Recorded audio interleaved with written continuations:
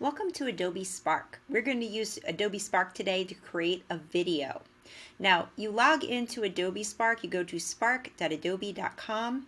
It will ask you to log in with your regular Google login, and that way it will know exactly who you are. Okay, that way no passwords to remember, and you will come right back to your projects when you log in the next time. Everything is saved to the cloud, so you don't have to worry about saving anything. We're going to go over to this blue button. The blue button is all the different things you can do and create on an Adobe Spark. We're going to make a video. When you click on video, it's going to load the video template for you, so that'll take a minute. And I usually skip this part, and I usually start from scratch. I don't want someone else's template in this case. I just want to start my own. And you'll notice that the video template looks a lot like a Google slide presentation. It just, instead of the slides being vertical, the slides come across the bottom. This is the slide we're working on up at the top. We can add many things to this slide. We can also change the layout of the slide. So for this slide, we want to add a little bit of text. Okay, add a little text. Now you can't control too much here. I can't add more text.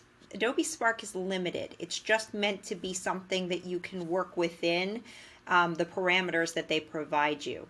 So the text that you note here, the more I add, it will resize the text for me. You can see it's getting smaller, but it won't allow me to add another text box to this screen. Okay, so I'm limited with what I can do.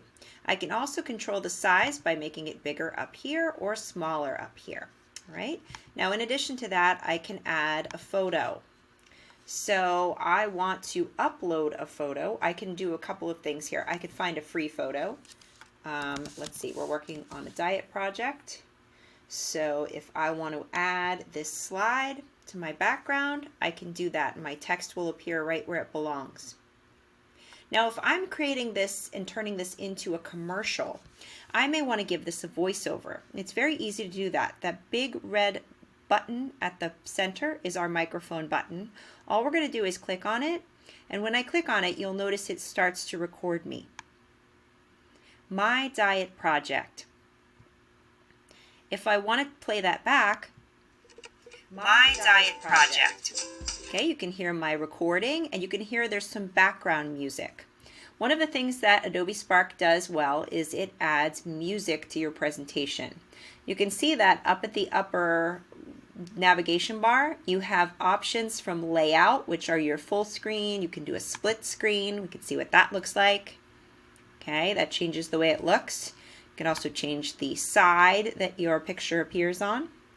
We can add a smaller caption down at the bottom if you prefer that.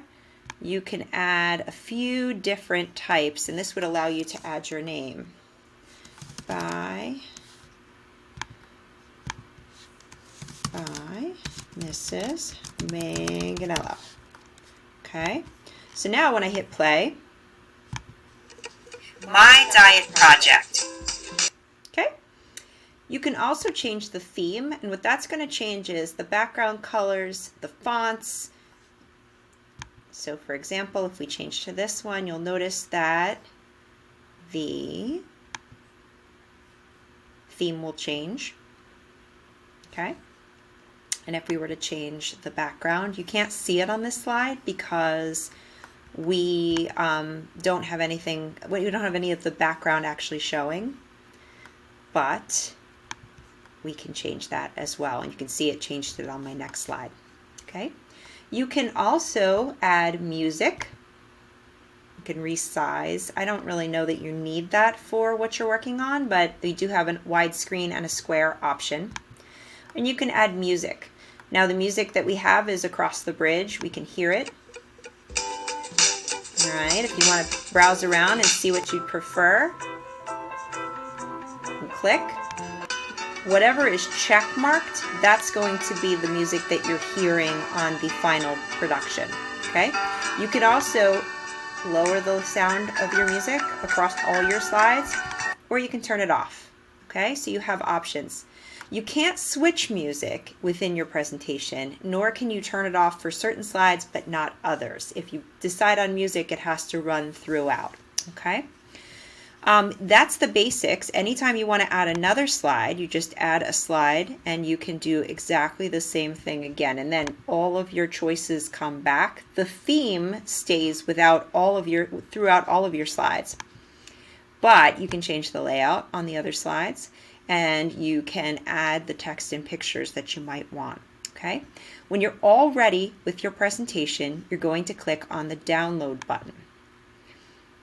This will prepare your presentation to be downloaded as an MP4. Once it's downloaded, you can use it like you would any other video file. You can upload it to Google Drive to share it on Classroom. You can play it on any video player. It should be universal because it's an MP4. Okay? This will also allow you to submit your work on Google Classroom if you need to. All right. That is the basics of Adobe Spark Video. If you have any questions, you can always send me an email. Good luck.